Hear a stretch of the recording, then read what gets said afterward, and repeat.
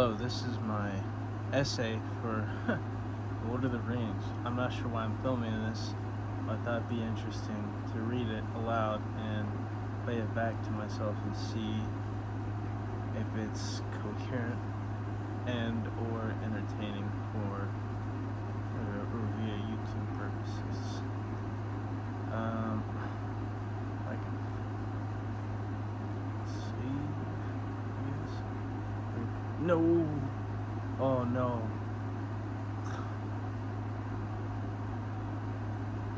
Alright. How do I open? There we go. Just. What the hell?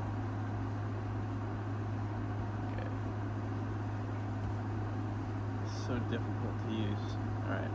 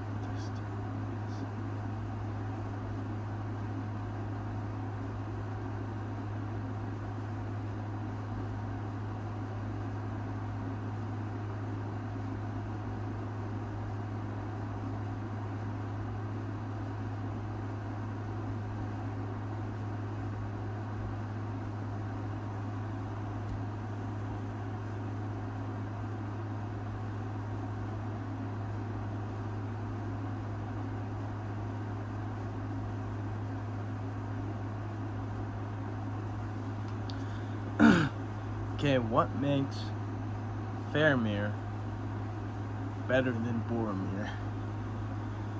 While Boromir is favored by his father for his bravery, his strength, his accomplishments, Faramir is all the better for the lack of his concern of accomplishment and recognition. Faramir is wise and values higher things that exist outside of himself. He has a uncompromising moral value that exists outside of his own ego. Boromir's weakness is his inability to see beyond himself, beyond the ego. And throughout The Lord of the Rings, Tolkien presents the brothers as foils to one another, meaning opposites of one another. One character's moral strength is the other's moral weakness. While Boromir is driven by pride and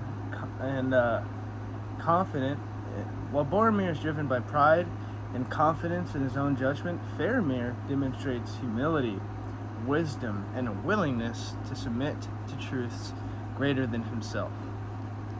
Boromir argues with Frodo and tries to convince him that he is capable of wielding the ring as a weapon.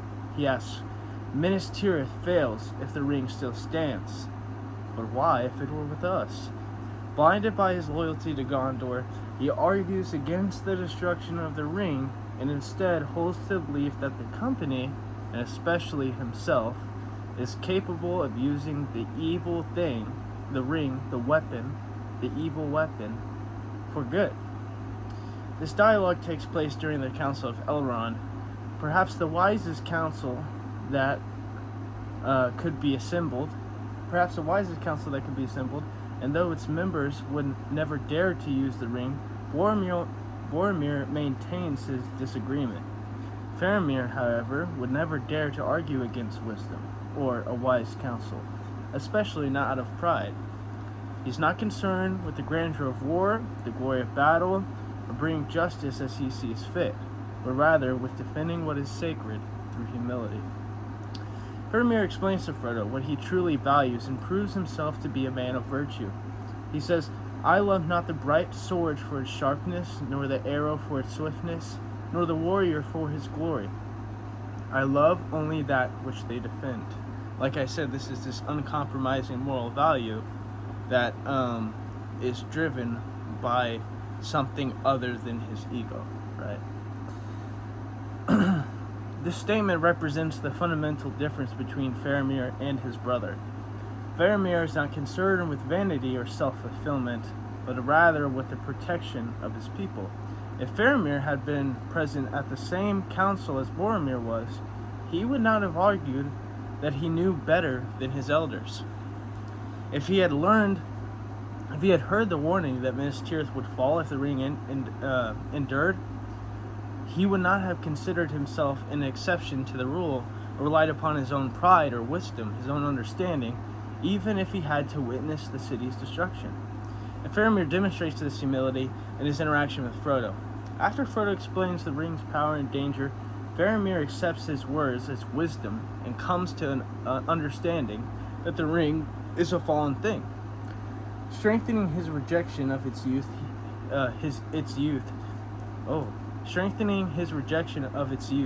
he declares, "I would not take this ring if it lay by the highway, nor were Minas Tirith falling in ruin, and I alone could save her." Even when faced with the possibility of saving his beloved city, Faramir refuses to place his trust in a corrupt power.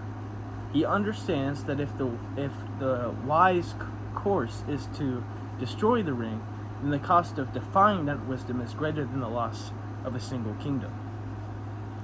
If Faramir sought to rely on his own will against the ring, he would no longer be defending his people, but instead serving his own ego. Again, this goes back to relying on himself versus a uncompromising moral value that exists outside of his own understanding. It also goes back to the humility for being able to receive this wisdom and to deny himself. This sort of self-justification that Boromir demonstrates in the text. If Faramir sought to rely on his own will, he would no longer be defending his own people, but instead serving his own ego. In doing so, he would doom Minas Tirith to the very fate he sought to prevent. The ring would eventually corrupt him, allowing darkness to overtake his character and destroy him. This is precisely the tragedy found in Boromir's character. He walks willingly into darkness because of his pride and his inability to submit to a wisdom greater than his own. Boromir's downfall reaches its climax in the final chapter of the Fellowship of the Ring. He attempts to take the ring from Frodo in a revealing confrontation, and Frodo stands his ground while Boromir talks at him, offering justification after justification for why he must take matters into his own hands. It's something interesting here that I think is important to touch on, is each of these characters equally has something to lose at the hands of the dark forces of Mordor. Each of them have their own kingdoms, their own homes, their own towns, their own friends and family that they care about, and are equally willing to possibly sacrifice if it means not willing to sacrifice by not using the ring, right? And so in Boromir's desperation to defend Minas Tirith, he is also exalting his own priorities and his own importance over the other members of the company. Oh, well, I know you guys are willing to let your kingdoms go to waste, but I'm not. This is my kingdom. It's more important than your guys' kingdom, because I'm willing to defend it, even if it means using a corrupt weapon from the enemy. That has been shown to me by a council wiser than myself to be able to corrupt and destroy whoever uses that ring. He convinces himself that he alone must do what is necessary, that if someone stands in his way, he must be the one to stop them. This moment is the boiling point of Boromir's character and the beginning of the end. His defiance, present from the beginning, has grown into a desire for control that finally ceases its opportunity when he is alone with the ring bearer. As a result, he attacks his dear friend and companion with whom he had shared this long and treacherous journey with. But Frodo escapes with the ring and disappears after Boromir attacks him. When Boromir finally comes to his senses, he is overcome with despair and begs for the friend he betrayed to return to him. And later, after his noble death defending Merry and Pippin from the orcs, Boromir confesses his betrayal, saying, I tried to take the ring from Frodo, I'm sorry, and I have paid. Although his death is redemptive, it is also the natural consequence of his pride and folly. His story demonstrates where self-deception ultimately leads. Boromir chooses the delusion that he can bear the ring, he can master the ring, and that choice nearly destroys him and ends up leading to his later destruction later on, because he's left vulnerable by himself, left to defend Merry and Pippin on his own. Faramir, by contrast, never makes that choice. He accepts wisdom and seeking understanding rather than power. Where Boromir trusts in his own strength, Faramir trusts in what is right, where Boromir seeks to wield power. Faramir seeks to protect what is good, and for these reasons, Faramir proves himself to be the wiser, humbler, and ultimately better and more morally virtuous man. That was my essay on what makes Faramir better than Boromir, and I think it's pretty good. I think it's alright. I'm going to cut some stuff around, and then I'll post it here on the YouTube where you're watching it now. Thank you guys for watching. If you guys want to see more video essays or content like this, go ahead and like and subscribe, and God bless you guys. Have an amazing day.